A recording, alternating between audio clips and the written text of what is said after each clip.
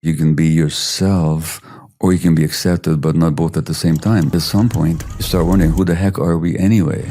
You know him as the best-selling author of a number of books. His work on the relationship between addiction and childhood development. Please help me welcome Dr. Gabor Mate. The top regrets of people who died before their time, you know what it is? That they weren't themselves. They spent their whole life trying to please others. That's the top regret. How do we fix broken people? Before we jump into this episode, I'd like to invite you to join this community to hear more interviews that will help you become happier, healthier, and more healed. All I want you to do is click on the subscribe button. I love your support. It's incredible to see all your comments, and we're just getting started. I can't wait to go on this journey with you. Thank you so much for subscribing. It means the world to me. The #1 health and wellness podcast. Jay Shetty. Jay Shetty. The one, the only Jay Shetty. I've had the burning desire to ask you this question. So I read this quote the other day, and it says, it's by Frederick Douglass. Yeah. And the quote goes, "It is easier to build strong children than fix broken men."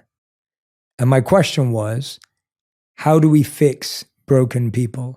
There's a wonderful song by Leonard Cohen called Come Heal or Come Healing. So it begins, "Oh, gather up the brokenness, bring it to me now. The fragrance of those promises you never dared to vow." And then he says at some point, and here's the answer to your question. "Oh, troubledness concealing an undivided love. The heart beneath is teaching to the broken heart above." So, this poet, visionary, saying we have two hearts. There's the brokenness above, and the undivided love that's below, that's underneath. He's saying there's the broken heart above, and then there's a heart beneath that teaching the broken heart. So that implied in that is that nobody's broken. That underneath the brokenness, there's wholeness.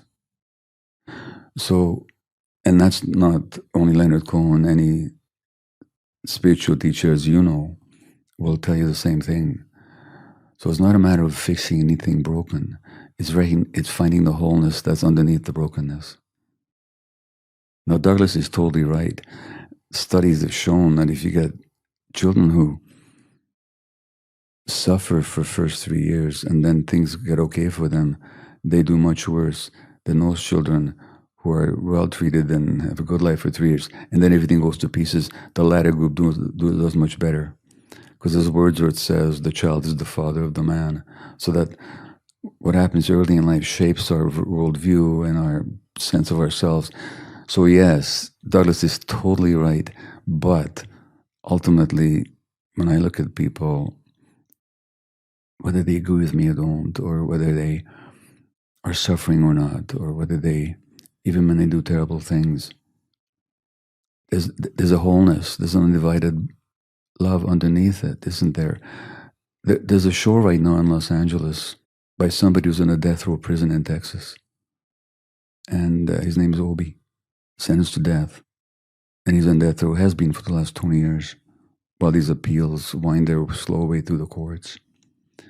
If he wins the appeal, the best thing he can hope for is life without parole. And he's in love with life. He's had a transformation. He's dealt with his addictions. He's dealt with his brokenness. He learned meditation. He's an artist. And some of his art is being shown in Los Angeles right now. Unfortunately, I can't go see it because it's only open certain days a week and I'm not here. But there's somebody who came from a totally broken childhood and found a kind of presence.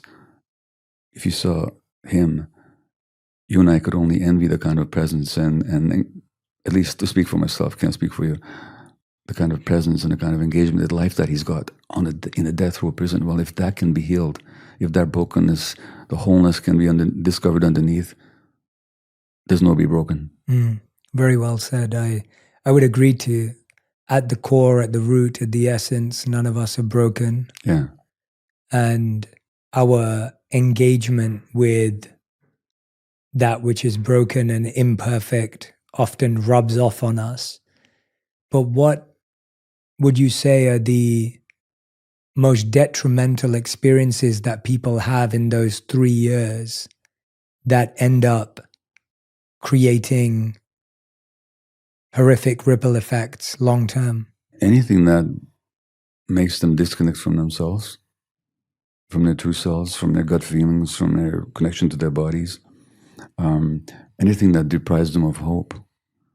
Now, I remember taking part in a retreat once. It's called an enlightenment intensive, where you do intensive spiritual work. I won't go into the details, but please go into the details. Well, it's dyads, and it's two people at one time sitting across from each other in a meditation posture, putting a question to one another. First, the question one person asks, the other one listens, and then you switch places for 4 times, and then you get a different partner. And the question is, tell me who you are. The original question comes from Ramana Maharshi, whose work I'm sure you know, one of these Indian rishis and gurus, who just asked everybody, tell me who you are. And the idea is that by emptying your mind and saying whatever is in your head, clearing out the mental space, the direct experience of who you are will come to you. A direct experience, not a thought, not an emotion, but a direct experience. No, I never had the direct experience. And I was embittered at the end. And at the very last dyad, person said, tell me who you are. And I just started shaking. And my whole body was tingling. And instead of paying attention to that, I plunged into bitterness. And I said, is it my fault? They turned off the light in me. They killed the light in me so early. So I truly believed that the light in me had been killed by what had happened to me as an infant. And for much of my life, even after I became a healer, and even after I became a healer that was respected by so many people, I thought I could help heal everybody else, but I can't be healed myself. So to go back to your question, whatever early experience kills your faith in your own possibilities, that's what's so damaging. And for that, it could be evidence or experiences of severe abuse. It could also be a very sensitive child who the world doesn't see for who they are, who the world doesn't permit to express themselves, so they shut off from themselves in order to be accepted by the world. So any early experience that deprives you of yourself, and that happens to a lot of us. So trauma is a huge spectrum, but anything that breaks your connection to yourself and your genuine, not your false, egoic belief in yourself, but your genuine belief in your wholeness, that'll do it. And that happens to a lot of us. I've always personally experienced it as the volume of my inner voice. Yes. So I found that at different points in my life, my inner voice was extremely loud and clear.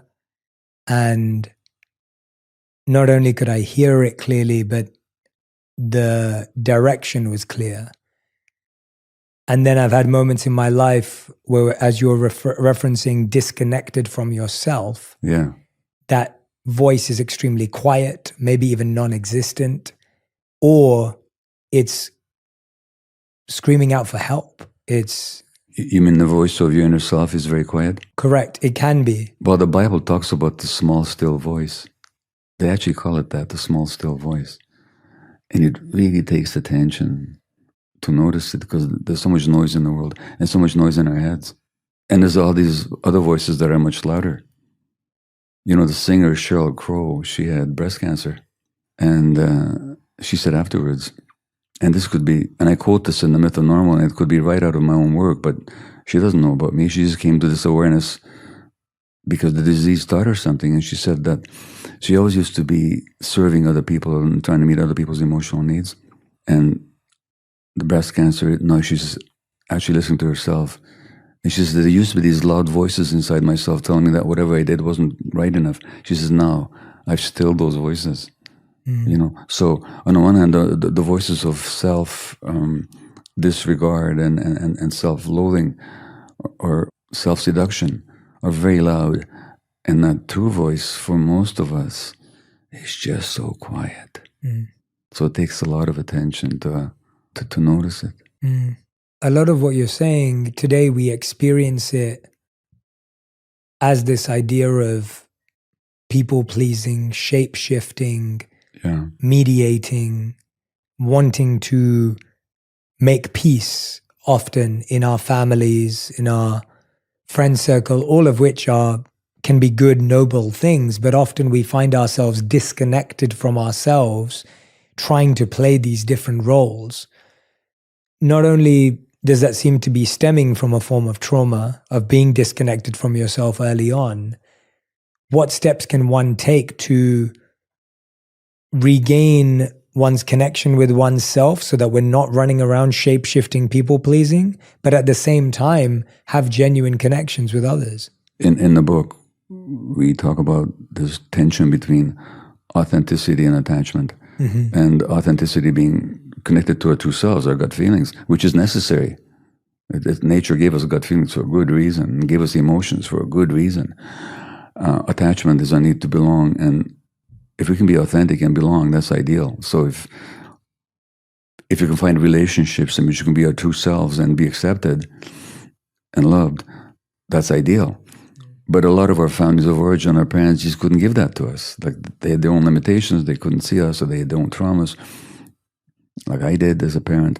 And so kids then get the message that you can be yourself or you can be accepted, but not both at the same time. At which point, for sheer survival's sake, we go with, well, what do we need to do to get accepted? And then we get that message reinforced in school and on the playground and with our peers and at our work. And at some point, you start wondering, who the heck are we anyway? And whose life am I leading anyway? Well, how to get back to it? Here's the question.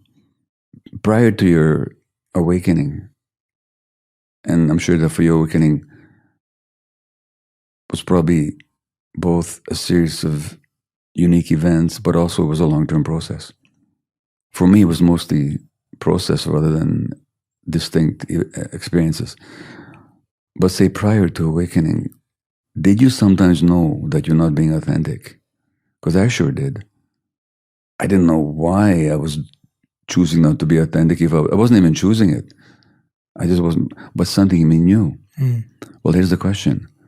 Who inside us knows? Only that authentic self. That's always there. And so I say to people, don't try and look for the authentic self. Just notice when you're not authentic. Just notice when you're not saying no. When there's a no that wants to be said, just see where you're not saying yes. But there's a yes that wants to be said inside you.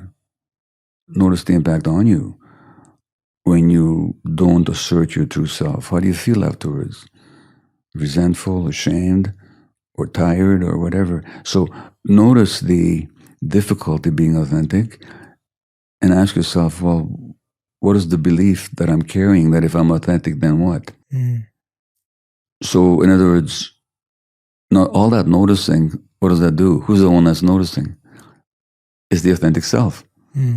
So just by asking those questions, you're strengthening, you're empowering that authentic self. And just going back to that, the heart underneath is teaching the broken heart above. Well, that wholeness is teaching the disconnection. It's always there.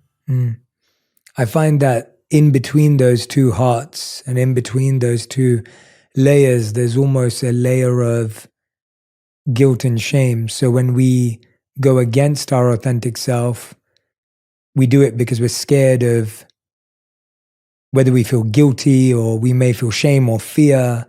And if we act authentically, we then sometimes feel guilt for acting that way because of how it impacts others, or shame and fear. So walk me through the construction of fear and guilt and shame, which seem to be such, like if you thought about the emotions we all experience most on a daily basis. I mean, let me ask you that actually. What do you think, what are the emotions that you believe people are experiencing most often, most repetitively on a daily basis? I was going to give you an easy answer to the shame, guilt, fear question, but then you threw a curveball. Sorry, I went off. I'm following my authentic voice. No, I love curveball. I love curveballs. I just have to think about it. Yeah, please. So, what are the emotions people experience most often? I think anger, rage, and resentment. I think there's a lot more of that than we acknowledge. Now, often unacknowledged, experienced but not acknowledged, for fear of consequences. I think also love, that we also are often afraid to acknowledge because it's so vulnerable. And we might see, if I want you to love me, but I'm afraid to be vulnerable, then I may try to impress you, which may be the closest thing I can get so that you will pay attention to me. You know, so that emotions, shame, I think, is very frequent for a lot of people. That has to do with trauma more than anything else. Fear is something that people experience a lot, much more than they can admit to themselves. Joy, people are not so afraid of it. Well, you know what? There might be. Joy has been very difficult for me in my life, and I think some part of me used to say, what right do I have to feel joy when there's so much suffering in the world? Now that's logically a good question, but it's a nonsensical question. Why? Because there is a lot of suffering in the world, and there's a lot of joy in the world, and the one doesn't negate the other. So for me, it was like, what right do I have to experience joy when my grandparents died in Auschwitz?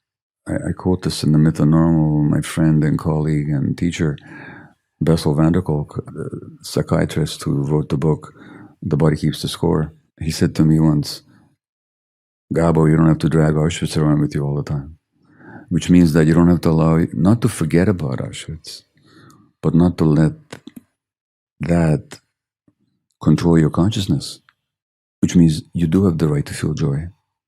You do have the right to be happy, even as the world suffers. Not because the world suffers, and not ignoring the suffering in the world, but there's no contradiction. Let's dive into some of those emotions because, and I love how they were easy answers for you and then the curveball, but I think, as you said, fear is a repetitive daily emotion, thought for so many people. Yeah. A lack of safety, emotionally, mentally, physically, on so many levels, we feel unsafe. Yeah. How does one process and heal through and with fear? Because it seems to be so consistent. The way that fear shows up in most people's lives is in the form of anxiety. See, we are wired for fear. There's a great neuropsychologist, died a few years ago before his time, Dr. Panksepp, and he identified all these emotional circuits that we share with other mammals. And fear was one of them. We have a circuitry for fear. Good thing. If we're not afraid, we die out there in nature, you know. But that can become anxiety. So let me tell you a story. I want to show you this bracelet that I'm wearing. It's beautiful. It is beautiful, and I never thought I'd ever be wearing a bracelet. But I was given this just shortly after the time that I met you. And this comes from a place called Haida Gwaii. And Haida Gwaii islands in northern British Columbia, where I live. They used to be known as Haida Gwaii. Then with the British colonization, they became known as Queen Charlotte Islands. That's really funny, because I was speaking in London once, or actually a couple of months ago, to an audience of 2,100 Britishers. And I said, does anybody in this audience know who the hell Queen Charlotte was? Nobody knew. No one knew, yeah. Well, apparently she was some German princess who married King George, the Mad King George, who was King of England when America became independent. Anyway, so the British came, they named it Queen Charlotte Islands. All of a sudden, these indigenous people whose ancestors have been living there for something like 13,000 years, all of a sudden, they were living not on Haida Gwaii anymore, which means land of the people, but they were living in Queen Charlotte Island. So I was giving a trauma workshop there for Haida people. That's when they gave me this bracelet. And the meaning of the carvings means these words matter. At the end of 2 days, almost at the very end of the trauma workshop for the Haida people, a woman in her 70s at least comes up, and she said, I used to speak perfect Haida until I was 5 years old. And then I forgot my language. And even when I've gone back to school as an adult to learn my native language, the words don't stick in my brain. And I said, what happened to you? Well, what happened to her? She went to these residential schools where the indigenous kids were forced to go, run by the churches mostly, and she dared speak her native language. And the teacher took a stick and beat her mercilessly in her body, in her head, in her limbs. Oh, native kids in my own lifetime is when I was a teenager in British Columbia. A 4-year-old Indian, they're not Indians, Indigenous Canadian, First Nation kid, spoke their own language. They'd have a pin stuck in her tongue. So I said to her, look, you're losing your language. Was your organism protecting you? It was your fear system telling you that if you do that again, you might not survive. Because she hated herself for it. She hated herself for the anxiety. She hated herself because I was so passive, she said. I said, that passivity was your organism's only way to protect you. Because had you fought back, or had you asserted your right to speak your language, much worse would have happened to you. So that fear protected her. But it translates into anxiety, where it's no longer fear of a specific thing, it's just fear of the world. Now, the rate of anxiety, so we have a system for fear. And the greatest danger to a young child is the loss of relationship. Because without relationship, we can't survive. I mean, we're defenseless, we're vulnerable, we're helpless. So the loss of protective adults is the biggest fear that the child has. In this society, a lot of parents can't be there for their kids the way they need to be, the way they want to be, because of the stresses, economic, social, racial, political, whatever they're going through, just the nature of the disconnected culture that we live in. Parents are not there for their kids the way the children need to be. The fear becomes chronic anxiety, that we're never safe. And now that becomes part of our sense of self. So what you say, but this lack of emotional safety, what it actually is that early childhood fear. Because when a child is afraid, they will ask for help. But when repeatedly the help is not available, and the adults don't come because they're too busy, too stressed, too traumatized, too preoccupied, too downtrodden, or too propagandized by parenting experts to ignore their kids' cries, the child gets the message that there's no safety. So that original fear that's meant to result in a cry for help now becomes chronic anxiety. So fear not dealt with gets ingrained as anxiety. It's no longer about anything specific. It's just being in the world is a source of fear, which it shouldn't be. It almost feels like, as you were saying, that what should result in a cry for help externally becomes a perpetual cry internally. That's exactly it. Without a feeling of being able to help yourself. Exactly. You know that Beatles song, Help? Yeah. Help, I need somebody, and not just anybody. And John Lennon sings, and he was a very traumatized child, as you know, whose father left him when he was born, and whose mother abandoned him a few years later. And then he sings in his song, when I was younger, so much younger than today, I never needed anybody's help in any way. But now those days are gone. I'm not so self-assured. So I open the door, please help me. No, that's not the way it was. When he was younger, so much younger than today, he needed everybody's help in every way. But because the help wasn't available, he had to shut himself down and make himself sort of like a self-created, self-sufficient person. And only later on does they realize, you know what, I actually do need help. But he was never that person who didn't need help. He just believed he didn't need help. Why did he believe that? As an adaptation. Because the help wasn't there. So many of us, one of the biggest things that people are afraid to do is to ask for help. When I give workshops, and I myself is, my automatic reaction when somebody offers help, oh no, it's okay. I'm fine. Even though the help would be very welcome, you know? Yeah.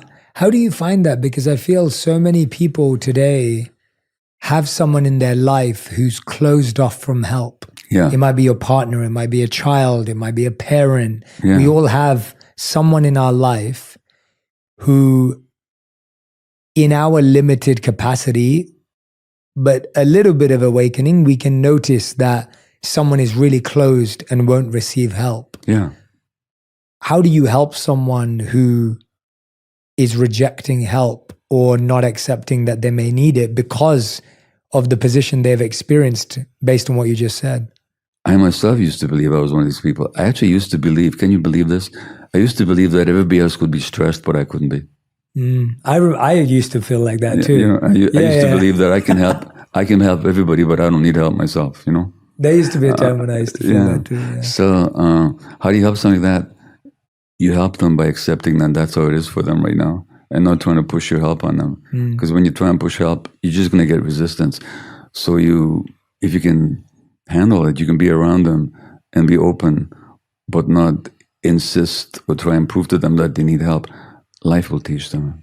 When I meditate these days, I do the compassion meditation, which says, you know, that may I face and overcome all of life's inevitable setbacks and challenges and failures with patience, understanding, strength, and determination. And may I rise above them with compassion and morality and integrity and wisdom and mindfulness. If we can stare on people compassionately without trying to prove to them that they need something that they don't believe they need, then at some point, life will bring a challenge that may prove to them that, yeah, they need help. And if you're still around, open, then they'll reach out to you. If you try and convince them, bring them over, prove it to them, force it on them. And I believe me, I've done that. I've done it with my own family. I've done it with others. You just invite resistance. So the best way to help people is not to help unless the help is invited. And that's almost what most of us don't want to hear, because we want to, again, going back to our earlier point, we want to fix and solve and make everything nice and perfect right now. Yeah. And I guess that is also a form of trauma. There's something there as to why we want that. When I write about people who are prone for chronic illness, it's often people like autoimmune disease, for example.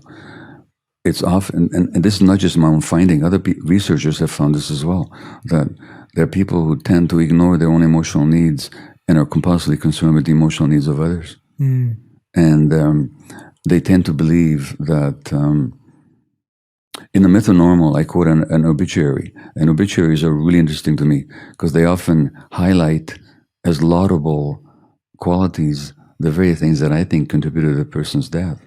Let's talk about those. Yeah, there was a book written by an Australian nurse 12 years ago now called The Top 5 Regrets of Dying People. And she, like I used to work in palliative care, working with dying people, as you mentioned in the introduction. And for 7 years, I was the medical coordinator of a big palliative care in the dying people at Vancouver Hospital. And this nurse, also a palliative care health worker, wrote this book, The Top Regrets of People Who Died Before Their Time. You know what it is? That they weren't themselves.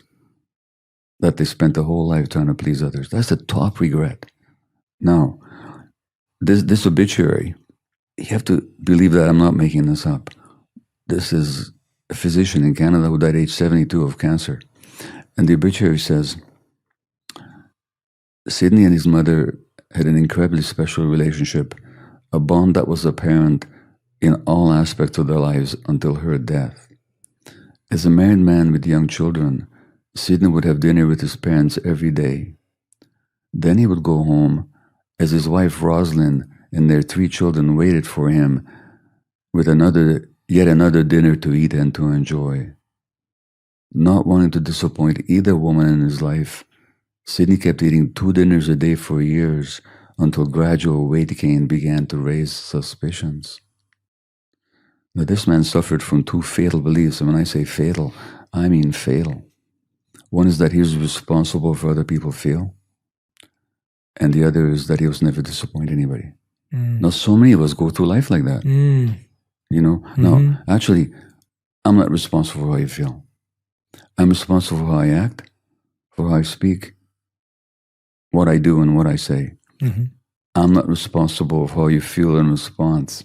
When you were in Vancouver and you contacted me, and if I hadn't feel like seeing you, if I hadn't slept all night, say, because I was up with some other duty or looking after somebody, and if I had said yes and still met you for coffee, because I had fear of disappointing you, and because I didn't want you to feel disappointed, what would that have meant for me? It would have meant for me more fatigue, and probably I would have resented the hell out of you. Even though I was pretending to be nice, you know. Thank God. and you, on the other hand, if I said no, if I was authentic and I said, look, Jay, I'm sorry, so glad you're in town, but I was up all night. I just, Now, if you had felt hurt and perceived yourself as rejected by me, that's not on me. That's your interpretation of my behavior. Nothing to do with me. I just said what was true for me. So, but that fear of disappointment, had I been afraid to disappoint you because I don't want to lose your friendship, and I don't want to lose your friendship, but if I believe that if I'm authentic, I'm going to lose Jay's friendship, that's going to keep me inauthentic. And you'll never know me. And even when you like me, there's still going to be a fear in me. What if he really knew me? Yeah. So it doesn't even work. Yeah. But we're so afraid of disappointing others. And then one day I may feel we have an inauthentic friendship. That's because right. I can notice that you're not being fully yourself. Yeah. And then I can even feel that way. You can let me down even by trying to be everything I wanted you to be. That's what I find so fascinating in life, is that you can let someone down even after becoming everything you thought they wanted you to be. Well, exactly. Well, go back to that example of coffee. If I said to you, Jay, I'm sorry I can't do it today, which honors you more? If I believe that you're so weak and vulnerable that you can't handle a no, or if I honor you by telling you the truth, which shows you more respect?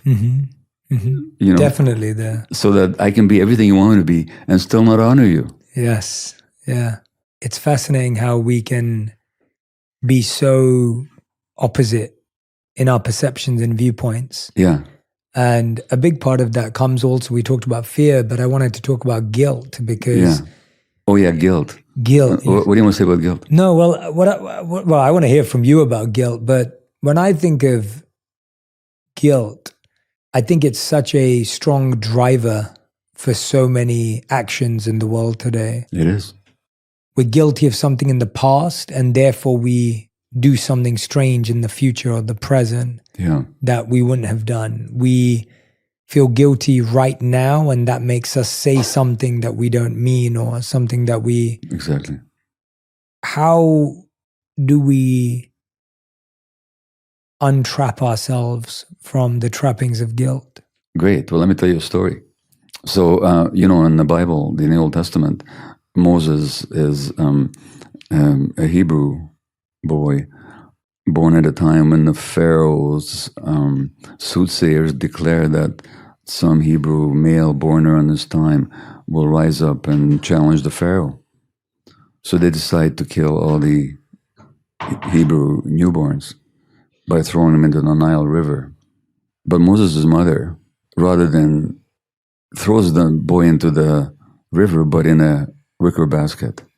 And so Moses floats down the river, and he gets plucked out of the water by the Pharaoh's daughter, who adopts him. So this Hebrew infant is adopted into the royal court, treated like a prince. That's why Walt Disney could make a film called Prince of Egypt. All this happened just so Walt Disney could make a film. In any case, there's an extra biblical legend. It's not in the Bible, but it's an ancient legend. You think, what the heck is this guy talking about? I just asked him about guilt, and he's talking about No, I Moses. love this. This is my favorite type of answer. Okay. Is when I'm curious and I'm following because I don't know where you're going. Okay, great. But believe me, I'm going to come back to I guilt. believe it. I believe it. I trust you. So the legend is that Moses is a toddler, and the Pharaoh's soothsayers divine that he might be a danger, which eventually he proves to be. So they decide to put him to a test. They put in front of him two sparkling objects. Now, I don't know if you remember, but in the Bible, Moses is a speech impediment. And it's his brother Aaron who has to do the speaking for him. How does he get the speech impediment? Well, the Pharaoh's soothsayers say, well, this boy needs to be examined, and they decide to put him to a test. And they put in front of him two sparkling objects. One of them is a royal diamond of Egypt, and the other is a sparkling glowing ember of coal. Now, if Moses reaches for the royal diamond, it means he's got royal ambition and he needs to be killed. So there's this little toddler delightedly looking at these two scintillating objects, and his hand starts moving towards the diamond, at which point, standing behind him is Gabriel, which is the Hebrew version of my name, Gabor, by the way, and and grabs his hand and takes it away from the diamond and puts it to the coal. Now Moses, finishing the motion that kids will do, picks up the coal, puts it to his mouth, and burns his lips. And that's how he develops the speech impediment. Now here's my question to you. Is the angel Moses' friend or enemy? He's trying to be a friend, but he hurt him. Had to hurt him to save his life. Right? He's a friend. Guilt is that kind of a friend. Okay? Guilt comes along in early childhood, not because you did anything wrong, but because you sense that whatever you did displeased your parents, and you can't afford to do that. So there needs to be an internal mechanism that keeps you close to your parents. That says, for example, if you're authentic and you're sure your anger, you won't be accepted. There better be an internal mechanism to keep you on track. So guilt comes along as this friend that says, no, take your hand away from where you want to put it.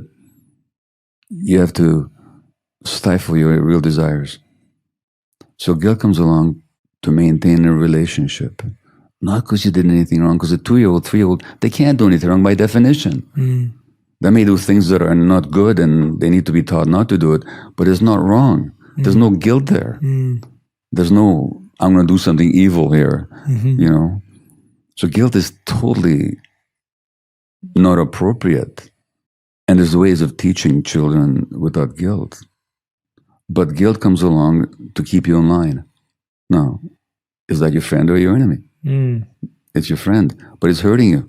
The problem with these early friends, and I call them, sometimes people don't like this word, but I say call them stupid friends. The stupidity comes in the fact they don't realize that you're an adult. You can make your own decisions now and look after yourself. You don't need to be controlled by their advice that was meant for a 2-year-old. So that's where they're just not educable. So when I say to people these days, now most people who feel guilty when they act a little bit on their own behalf, I say to them, for God's sakes, have a party, celebrate. I've done something for myself. You call your friends, you know, have a celebration that you were so quote unquote selfish, like Sheryl Crow said. All these voices that always told her that she has to ignore herself and serve others. Now she doesn't listen to them anymore. That's the guilt. So, you know, recognize the guilt, say hello to it, thank it. Now, is there such a thing as healthy remorse? Yeah. If I promise to meet you for coffee and I don't show up because I find something more pleasurable to do, I should feel some remorse. So remorse is about specific, that's healthy remorse. You know, if I break my word, if I hurt somebody where I should feel remorse. But that's not a long-term thing. It's not the chronic guilt that you're talking about. That's not something what happened a long time ago, and now it limits me or controls me. It's a healthy remorse for some specific thing. That's different from guilt. Guilt is this old friend that's long outlived their usefulness. And the challenge is that we still treat it like a today friend. Exactly. it's almost like we're so scared of breaking that dependence as well. We are thinking, well, I feel guilty that I'm not around, so I'll stay around this individual, this group of people, whatever it may be. But there's a part of me that wants to depend on them as well. Yeah. And I don't want to break free completely as well, because I don't even know what that looks like. Yeah. Like you're saying, like as an adult, you can take care of yourself, you can walk your own path, but you're actually scared of doing that. Yeah. And so you accept the pain of guilt because it allows for dependence. Well, that's a good point. And I often say to people, you're going to have pain one way or the other. Yes. Which pain would you like? Because sometimes in life, there's no pain-free options. Mm-hmm. You can have the pain of suppressing yourself for the sake of being accepted, or you can have the pain sometimes of being yourself and not being accepted. Mm-hmm. You can have pain one way or the other. Mm-hmm. Now, I have my own bias that the pain of not being ourselves ultimately is by far the greater and the more chronic pain, and that the pain, the short-term pain of being ourselves, brings liberation and genuine independence, which means I can have genuinely independent relationships with other people who are willing to accept me as independent. You know, but in the short term, which pain do you want? Not, there's no pain-free option. You know? Yeah, for sure. That you reminded me of this beautiful idea that Thich Nhat Hanh shares, that there's familiar pain and unfamiliar pain. And these are our two choices. And the challenge is we're so scared of unfamiliar pain that we would rather choose familiar pain and go through the same pain because we know how it's going to feel. Exactly. And we think, oh, at least I'm aware, at least I am conscious of how bad it can get. Exactly. But hearing you speak, being independent or being dependent both has pain. Yeah. But the pain of dependence far outweighs the pain of independence. Well, just put a bit of a nuance in there. Ultimately, I mean, Thich Nhat Hanh also talk about interbeing, how we all are. So in a certain sense, we do depend on each other, you know, and that's okay. The question is, do we depend on each other authentically or inauthentically? The fact that I'm independent doesn't mean that I'm not going to reach out for help or that I won't offer it. But it does mean that I will be honest with you and I won't pretend to be somebody else that I'm not so that you'll accept me. You know, so there's anything interesting word difference between two phrases that sound very familiar. One is called individualism and the other is called individuation. Now, rugged individualism is I don't need anybody, and it's me against the world, and this is the North American capitalist ideal, you know. Well, human beings never would have evolved had we been those rugged individualists. The rugged individuals wouldn't last more than one generation. But individuated means that we can be ourselves, truly ourselves, in genuine relationship with others, not rugged individualists. I mean, the most boring people are rugged individualists because they all look the same, you know. So you can be individuated and be truly yourself and still belong and still vulnerably desire human contact, you know. Yeah, I couldn't agree more. I think there's a lot of rhetoric around, well, don't care what anyone else thinks and it doesn't matter and you just do your own thing. And that's almost a bitter response as well, because we do have to care what people think. If we lived in a world where you didn't care what anyone thought, it wouldn't be that healthy because we would do all sorts of obscene, horrific things. I'd phrase it differently. I'm intrigued. Yeah, I'm intrigued. Yeah. I don't care what anybody thinks, but I do care what I do and how it affects other people. You know, so there's another spiritual teacher, Gunnar Ratana. He wrote a book called Mindfulness in Plain English, which I've just been working through recently. And he's talking about a higher morality that comes from being truly yourself and in touch. And he says, well, you don't need rules anymore, because it's like St. Augustine said, love and do what you will. Mm-hmm. So if you actually love the world, you don't have to give yourself rules, because that love will dictate Mm-hmm. how you act towards other people.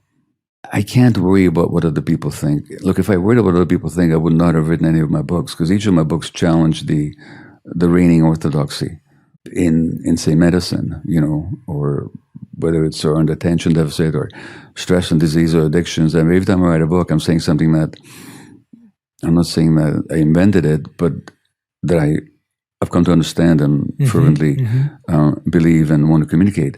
But I can't worry about what other people think. Mm-hmm. Or when I make a political statement, I'm responsible for what I say, how I say it, but not what other people think about it. But that doesn't mean that I can ignore other people's experience. Mm-hmm. So as long as my intention is purely to speak a truth, and I do so with integrity, I can't worry about what other people think. I can't. Yeah. But that doesn't mean I'm going to go around just doing terrible things because I don't care what you think.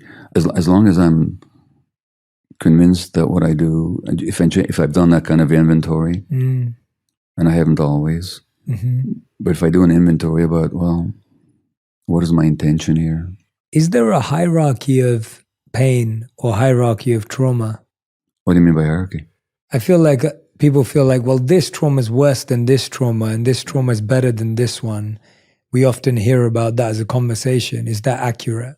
So one could say so, because if you look at a child who's, say, sexually abused, as opposed to a child whose parents just can't honor and accept and validate their emotions, well, my God, you're talking about two different set of experiences, so that there's certainly horrific things happen to some people to wound them, and other people suffer wounds in a very different way. But the question is it useful to make that distinction? It's one thing to recognize it, but let's say you're my 4-year-old. You come to me and you say, Dad, I'm afraid of so-and-so. And I say, snap out of it, only cowards are afraid, and to get out of here, take care of yourself. And then you went to your mom and said, I tried to talk to Daddy, but would it be helpful for your mother to say, oh, snap out of it? Think of all the kids that are being sexually abused. Think of all the starving kids. Think of all the kids that are being bombed. What are you complaining about? Would that be helpful? No. So that it's not a helpful game to play. I don't compare people's traumas. Trauma simply means a wound, and people are wounded in all kinds of ways. When I try to help people, the least helpful thing I can do is to tell them that somebody else's trauma is much worse than mine, or much worse than yours. So, objectively, yes. Practically, it's not a helpful distinction. People are wounded, and you have to tend to the wound, whatever it is. If you came to me with a cut on your arm, and you asked me to stitch it up, it wouldn't be helpful for me to tell you that, oh, what are you worried about? There's people with broken arms out there, or people with broken, So no, it's not a helpful thing to engage in, even though there's truth in it. Yeah. What's really fascinating every time I speak to you, Gabor, is that there's such nuance, subtlety, and there's a quote that I want to share with you to get your thoughts on. I want to bring it up here. Yeah. So this quote is from F. Scott Fitzgerald, who famously wrote, "The test of a first-rate intelligence is the ability to hold two opposing ideas in mind at the same time and still retain the ability to function. One should, for example, be able to see that things are hopeless, yet be determined to make them otherwise." Absolutely. So that's brilliant. And what Fitzgerald is talking about there is what is called integrative intelligence. And integrative intelligence is when you can say, on the one hand, on the other hand, both things can be true. And I need to somehow come to some conclusion about them without rejecting the one truth or the other. Now, little kids are totally incapable of integrative intelligence. So a 3-year-old will either say, I hate you, Daddy, or I love you, Daddy. But they can't say, I love you, Daddy, but I'm very angry with you, which is really what's going on. It's either love or hate. So integrative thinking is a capacity of intellectual and actually emotional maturation. A lot of people are completely incapable of it. It's one or the other. You talked about the deadness of the heart and the moral apathy. And all my life, since I've been conscious of the horrors, including and beginning with the Holocaust that nearly killed me and killed my grandparents, nearly killed my parents and I. But when I became conscious of that at age 11, what happened was that my parents had a book on a high shelf they didn't want me to read. And when I was 11, I climbed up on a chair, and it was a book called The Scourge of the Swastika. And it was the first book about the Nazi horrors. And I saw photographs, and I read the story. And for years, Jay, afterwards, literally every day, my head would be dizzy. I'd spin. I'd say, how is this possible? How is our heart not broken every day? I'm asking you now, because I'm wrestling with this question. I suppose I have an intellectual answer, or more to the point, maybe along the lines of what Fitzgerald says.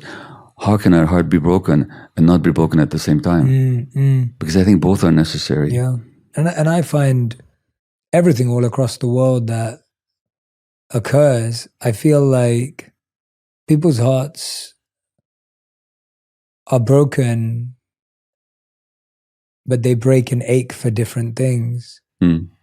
And I think that that's why the words of Fitzgerald resonate so strongly with me. Yeah. Because just to repeat those last two lines, one should, for example, be able to see that things are hopeless, yet be determined to make them otherwise. And, you know, what you're saying, it's how I was trained in the monastery as well. The goal was always, how can you be a helper? How can you be a server? How can you be useful? How can you help heal? Like, that's what you look for in moments of tragedy, whatever they may be.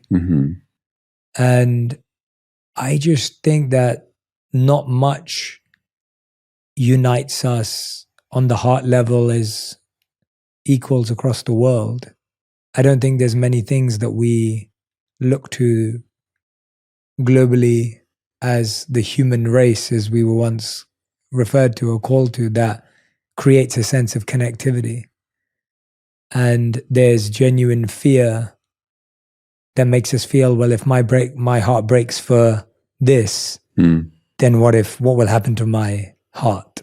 But the grief might be too much to bear. Yeah, or not that. I mean more so that, well, if my heart breaks for this event, some part of it is, yes, there's too much to think about, for sure. It's overwhelming. Yeah. And then the other side is, well, if it breaks for this, then is it allowed to break for that as well? You know, this idea of holding two opposing ideas seems to be such a need in the world, like just generally, like even the belief of, I have to work on my health, but I'm happy I'm alive.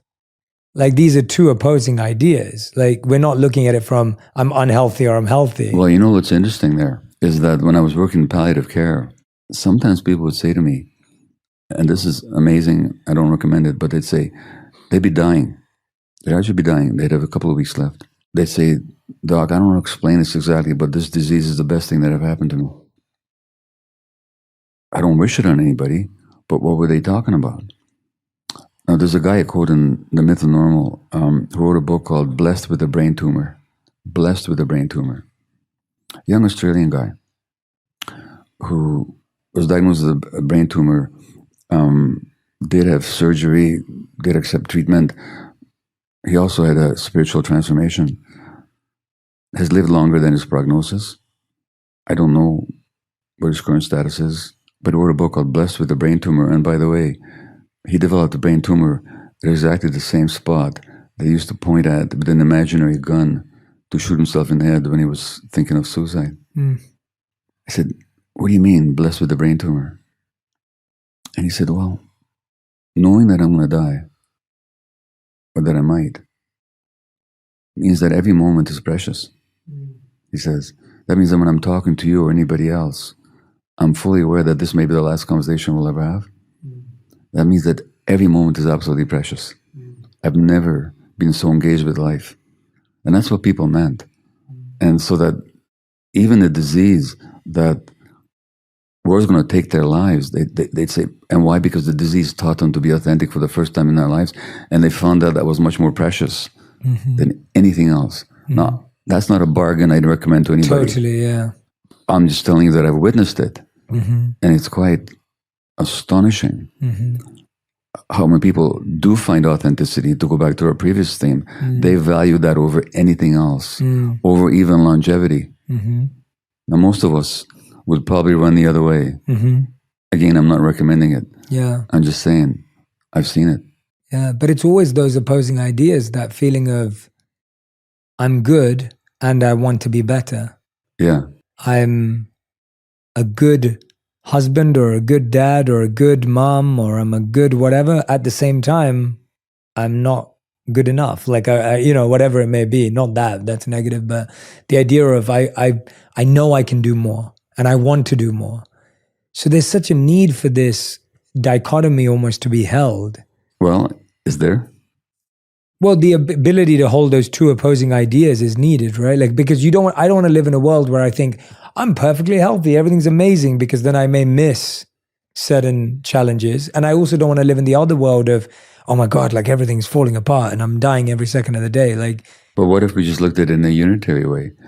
Then it's a matter of growth. That I'm not as fully grown as I might be, but there's nothing wrong. Yes. Yes. So, I'll be 80. And we talk about... You said 80? 80, yeah. Yeah, I know it's a big number. You're doing great. This is amazing. Well, do the numbers. I was born in 44. Yeah. I always forget. Yeah. I forget when I'm with you. Yeah. And there's this expression, I've been thinking about this recently, this expression, growing older. So we could just say being older or becoming older or getting older, but we say growing older. Now, that's an interesting phrase, isn't it? Because actually, as we get older, we shrink. So what are we talking about? Growing older. Well, because growth, being an emotional and spiritual process, that continues. That can continue forever. So for me, it's not a matter of I'm good, but I can be better. It's a question of, can I continue to grow? Not that there's anything wrong now, but can I continue to grow? Which is really the essence of life. As long as there's life, there's growth, isn't there? And the growth may be at some point purely physical. At some point, physically, there might even be contraction, but spiritually and emotionally, there can always be growth. So it's rather than a dichotomy, it's more like a unitary process. I do appreciate that. I do feel that. You just sparked something for me. You were giving this example, the story just told about how the gentleman, when he thought he was going to commit suicide, he would hold his, almost like a gun to his head. Yeah. And that's the place he developed the trauma. Yeah, the tumor. How does trauma intercept the body in that way? Like this, that feels such like a physical example of that. I can give you other examples. Yeah. When I was working in palliative care, I was looking after a young woman. She was 38 with ALS, amyotrophic lateral sclerosis, which is a disease in the nervous system. You basically get paralyzed. The muscles or the nerves that activate your muscles just die. They harden. That's what sclerosis means. So they become rigid and they become unable to move. This woman, she was a dancer, a beautiful woman, and we talked a lot in her last weeks. She told me that all her life, she used to have this dream of being buried alive, boxed in, unable to breathe, unable to move. She was a dancer, and she began to notice that on the dance floor, she couldn't execute the movements anymore. Something was wrong. So she was diagnosed with ALS. And she went to the office of the ALS Society, and on the wall there was a poster that said, having ALS is like being buried alive. Wow. The cellist, Jacqueline Dupre, was a great British classical cellist, died in her 40s. She was a big international rocket star in the classical music world. She died of MS, multiple sclerosis. She couldn't move anymore.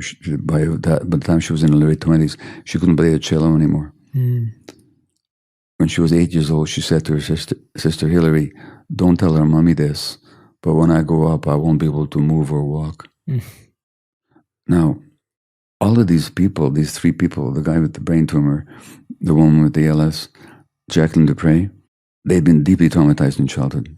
I'm not going to go into how, but they had been. That woman's dream that she couldn't move or walk was literally an expression of her emotional experience in her family of origin. In her deathbed, nobody came to see her from her family. She was all alone, like she had been all her life. She couldn't be herself. She couldn't speak or move or get enough air to be herself. So that dream was metaphoric to start with, then became a physical reality. Now, how does the metaphor, how does the emotion, how does the trauma translate into physical reality? That has to do with the scientific little secret. Don't tell any doctors this, because they might not know what to do with it. But, well, some of them don't. They're not taught in medical school. Mind and body are inseparable. Our emotions, our nervous system, our emotional system in our brains and our bodies, our nervous system, our hormonal apparatus, and our immune system are actually one system, all serving survival and growth and reproduction. And so they're not separate. Even to say that they're connected is a bit false, because it's one. Yes. No, which means that what happens emotionally can have a significant impact on the nervous system, on the gut, on the heart, on the immune system, and on our hormones, just obviously. So without going into the mechanisms of how trauma affects, but trauma can affect genetic functioning, how our chromosomes function. Trauma can affect our immune system. Actually, for example, a study that I quote, women with severe post-traumatic stress disorder have double the risk of ovarian cancer, according to a Harvard study a few years ago. Well, but that means that the severe emotions endured by the woman with PTSD can declare themselves in a form of malignancy, because they affect the immune system. And the milder the symptoms, the less the risk of ovarian cancer. So, mind and body being one unit, obviously our emotional lives and emotional traumas and wounds can show up in our physiology, which is why autoimmune diseases are much more common amongst racialized women, both in Canada and the US, because they're hurt a lot more as women and as racialized people.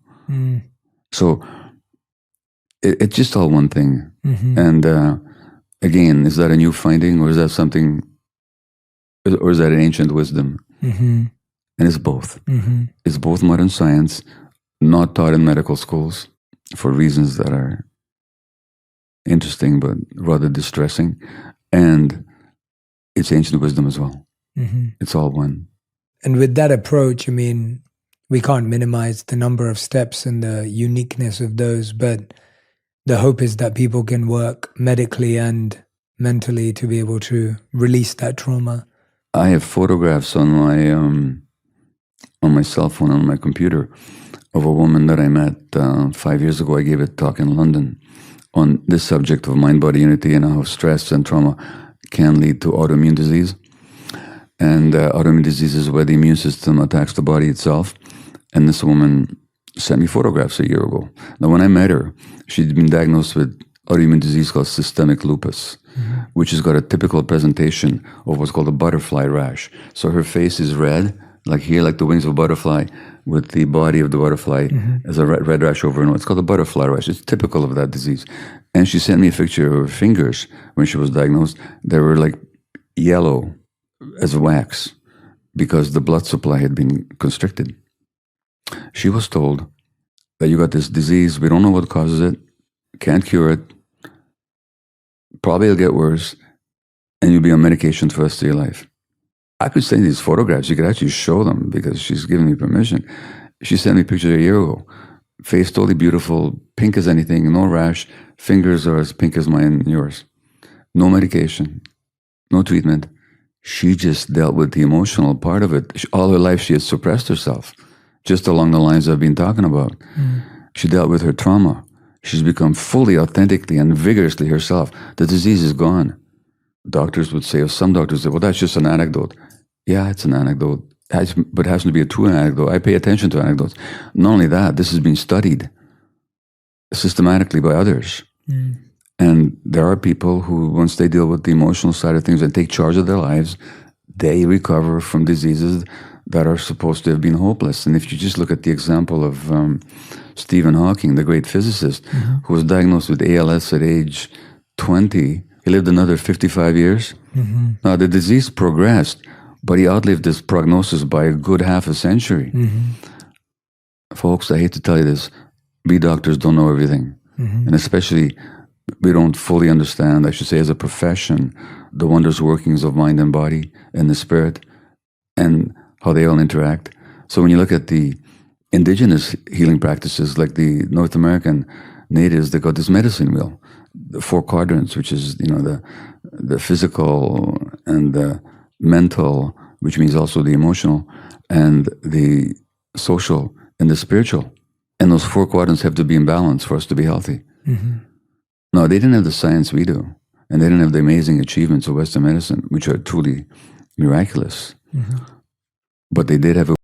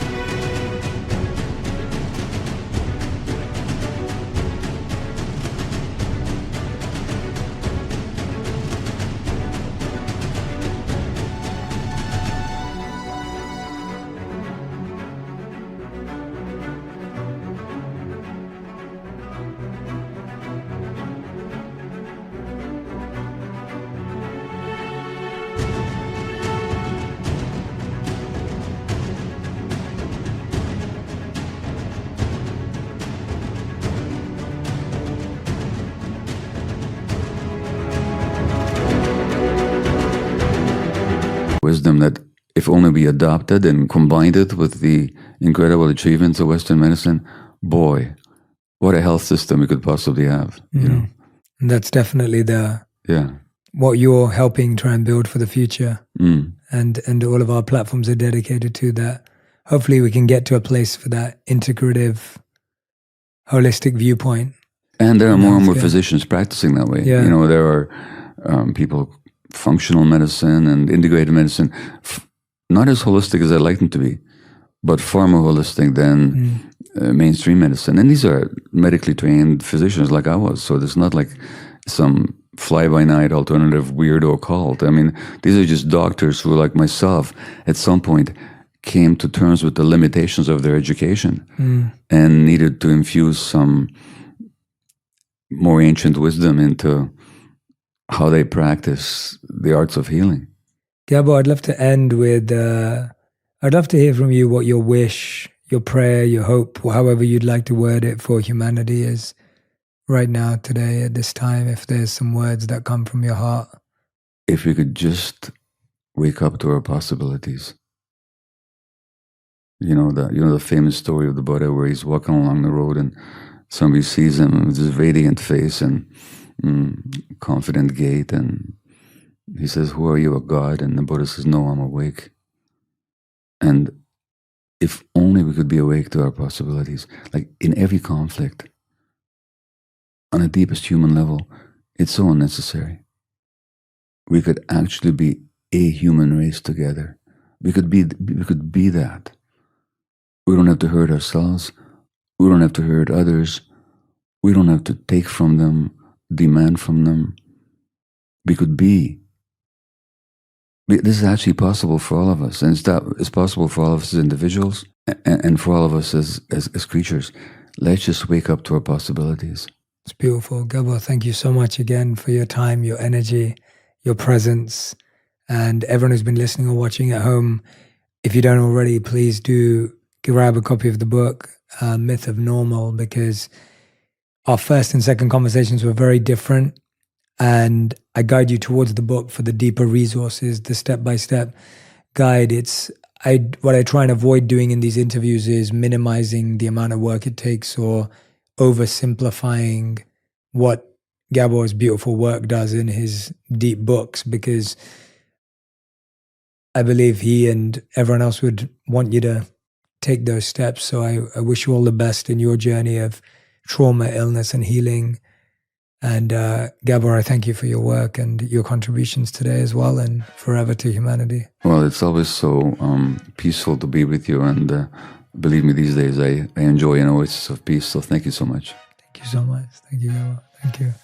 If you love this episode, you'll love my interview with Dr. Gabor Mate on understanding your trauma and how to heal emotional wounds to start moving on from the past. Everything in nature grows only where it's vulnerable. So a tree doesn't grow where it's hard and thick, does it? It grows where it's soft and green and vulnerable.